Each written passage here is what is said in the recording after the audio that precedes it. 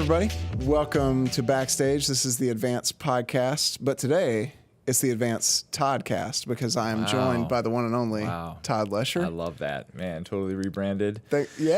Listeners, views off the charts now. That's right. Well, Todd, I wanted to bring you in today to talk about college because you and I, you have been doing the student ministry thing longer than I have, but we've both been doing it long enough to see this trend, which is students are all in. They're all about, they hang out at church every time the doors open. When they're in high school, they go into their life group, their small group, whatever. And then they graduate, they go to college.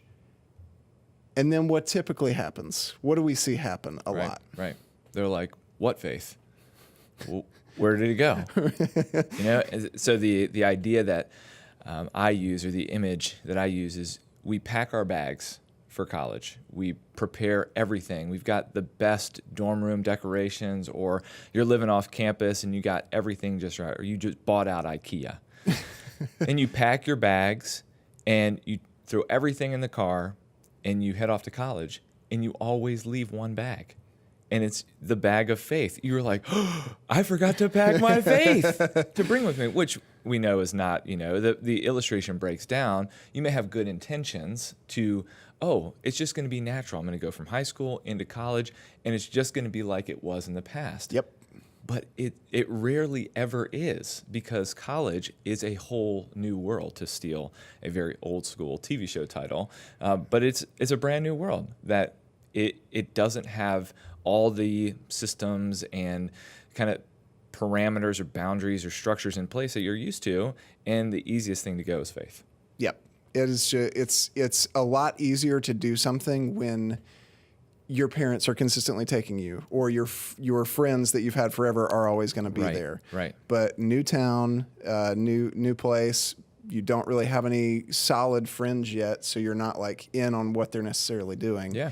And then, of course, it falls away. Right. It only makes sense. And I actually think about, we had a training a few years ago, and somebody from Orange, which is a company or an organization that we do a lot of work with, right. She came and spoke to us and said, when I graduated high school, my church shook my hand and gave me a tiny Bible, and then that was it. Yeah. And it was like I had been kicked out of the family. Yeah. And because I moved to a new town and nobody checked in on me. And she says that was horrible. Yeah. Like it did not do anything for my faith. And so she said, I think the most important thing for leaders to do, or the most important time spot for leaders, is from Christmas senior year of high school to Christmas first year of college. Yeah, absolutely. To help foster that and help them into that new stage of life, new phase, whatever you want to call it. Yeah. So if you had some advice for students who are graduating, or even students who are like maybe juniors who are like starting to plan that college, make those choices about college, like what should they do so that they don't leave the faith bag at home? Yeah. Well, let's try to use a couple common illustrations maybe that will help here. Okay. It's a lot like a starting line. And so whether you live in South Carolina or the NASCAR state of the world, North Carolina. That's right, baby. And you love, NASCAR. You have to do some planning before you cross the starting line. Right. You have to prep yourself physically, mentally. You have to prep your vehicle to be ready for the race. Okay, so if NASCAR is not your thing, let's talk about maybe it's a theatrical performance. Okay. Right? You go to auditions, you learn your lines, you practice your scripts, you have a dress rehearsal, and then the play happens. It's not like, auditions, play is the next day. No, stress off the charts. So college is very much the same way. It is a starting line. So what preparation are you doing beforehand, just like you're saying, juniors and seniors, what prep are you doing to cross the starting line of college well? And we just go, got my scholarships, got my books, and got this fresh new outfit. I'm ready for college. That's right. You're not. You're not, because you've never done college before, unless you're my age and like, I didn't do well college the first time, so I like a redo. So throughout my years in student ministry and hanging out with students, I always try to spend time with the seniors, just like you were saying, after Christmas of their senior year, and let's go, okay, let's start talking about what are you doing to prepare for your freshman year. I like to say, when you arrive on campus, what are you going to do when your feet touch down?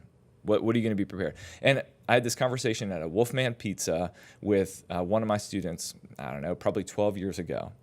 And he's like, what advice to me? What advice do you have for me? And I'm like, what advice do I have for you? Brush your teeth. I put on deodorant. So I was like, find your classes. That seems obvious. And find a church. And then we finished up. You know, I still have seen him. And we're still friends to this day. But when I reflected on that, I was like, there's better advice than that. And so I've just expanded it a little bit. And so I think there are some things that need to happen. I say the first 4 weeks of college, but your first semester, some things, some disciplines, some proactivity needs to be put in place. So I still say find your classes. You don't want to miss that part of going to college. You're paying a lot of money. But when it comes to your faith, I say you need to find a time and place to be with God. You need to make that part of your rhythm. We can unpack that a little bit. I advise that you find a local church or a Christian campus ministry to get connected with, and then find and connect with a group of Christian friends. And those all kind of go hand in hand. But the main thing is, if you make your faith a priority, your faith will prioritize your life. Yeah. That's good. I think it's important to point out, too, when you say find a church, like the first one might not be the right one. Right. That doesn't mean every church around your new town is terrible. Yep. Because I've seen that happen before where they're like, oh, yeah, I tried to go to one place and it wasn't my thing, and so I just stopped going. Yep.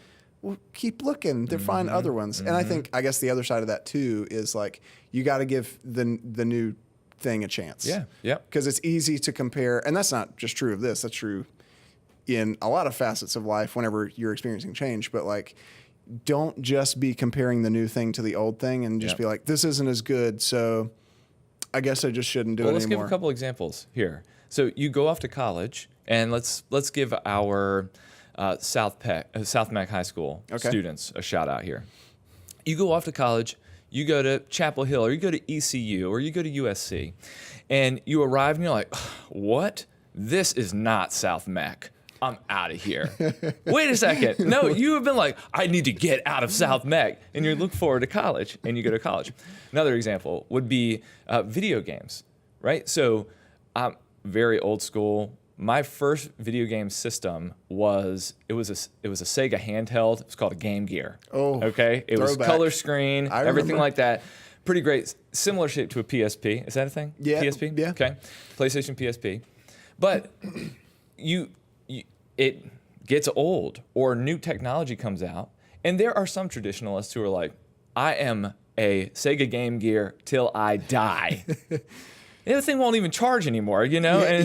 But, you know, when the new Xbox comes out or new PlayStation comes out, you rarely ever hear anybody go, what? This is worse than the last version. Right. No, it's better. And all the gaming systems, you can't play any of the new games in it, so you're kind of forced that way. But it's that thing when it comes to a church. And you go, I tried out a church, and it wasn't like Forest Hill, so I gave it up. Don't do that. I mean, we have so much technology. I would love to hear your take on when it comes to integrating technology into your faith or using technology to grow your faith. And because if you can't find a church, you always can find it online as well. Well, to tack on to what you're saying specifically in the video game scenario, like you said, nobody misses the old hardware. They miss the old games. Yep. So in the case of your church, like you don't necessarily miss the church you used to go to. You miss the experiences that you were having there, which you're not going to have at your new place until you find a circle of Christian friends, until you find a church, an organization, and that's when you start building new experiences, new memories that then you're going to miss once you're out of college. Yep. But again, you don't necessarily need or want to go back to the old thing. Right. It's just like the experiences that were tied to it. That is so true. And you form new experiences for your faith in college, and there is that part about our life is really influenced by our friendships. And so that's why I encourage high school seniors, college freshmen to find that community, that church community. Yeah. the truth is, you don't really choose your friends. They choose to include you in them. And then friendship determines, Andy Stanley says, your friendships determine the direction and quality of your life. So you want to see what your future looks like? Look at the people around you. Look at your friends to see what your future will be. Yeah. So as for the technology piece, yes, there are tons of churches that are doing things online. You can look at the big ones like North Point, Elevation, Life Church. Yep. They've all got stuff readily accessible, both live and like video archive. Yep. And that is a great way to like continue studying in your faith, but it doesn't replace community. Mm-hmm. At the end of the day, you need somebody to hold you accountable. You need somebody to help pick you up when you're down, and you're not. A lot of those experiences have live chats, but it's not the same. Yep. It is not the same as like a close-knit circle of friends who will help build your faith, push you along in your faith, and who will pick you up whenever life knocks you down. Yeah. So that would be, as someone who leans into technology heavily, I would definitely say like go for it, but it's not a replacement. Yeah, it does not replace it. Like meal replacements, you can't live off of only meal replacements. Right. Yeah. And the thing that I would say in addition to that is we as individuals are responsible for our faith. But we cannot grow in our faith without that community. Yeah. So we need that to grow. It's like I would love to walk through life with others instead of by myself. All of the post-world films that are out there, even Avengers. When Thanos eliminates half of the human race, it's better to be an Avenger with other Avengers, even if it's less than it was, than being the only Avenger, trying to navigate that. And that's, just kind of an idea of when you navigate the wilderness of life, it's always better to do it with others than by yourself. So what would you say, I feel like this thing that I have heard over and over and over again, and it's so frustrating, and maybe this is more about your faith in high school than your faith in college, but I have heard the same story time and time again of like, I went to college, I took a philosophy class, I dropped my faith. Yeah. So it's like, what's the preparation, or how do you combat that? How do you defend your faith? What's the advice there? Where should we start on this one? There is the part of learning to think for yourself instead of just accepting what everybody tells you. And I would say the same thing about faith. When you are in church, it's very easy to go, oh, a person stood on a platform and they told me what to believe. No, you have to wrestle with that, and you have to accept it as your own. This is not your parents' faith anymore. This is not your youth pastor's faith anymore. It's not your grandparents' faith. You have to make this your faith. And so when a philosophy teacher or a science teacher, professor, when they go, hey, anything that you've ever read in the Bible, it's false. Are you going to take that? Like, just from them and go, oh, they're a doctor. Therefore, what they say has to be true. And I have to accept it, and I can't talk to anybody else about it. Yeah. So I have to give it my faith. Therefore, very simple math here in that way. But the thing that is helping me as I grow in my faith, even to this point, is let's start with Jesus. Okay? Jesus was a historical person who lived in real time, and it's called extra-biblical proof outside of the Bible of people who talked about Jesus as a real person, not a myth, not a legend. And what you have to come to grips with is, did he rise from the dead? Let's start with that. Yep. Jesus dying on a cross, rising from the dead. And start there. And all the stuff about creation, Big Bang, Noah in the flood, Adam and Eve, pause. Right. Jesus, did he rise from the dead? Because if he rose from the dead, you can trust him. And then move forward with that.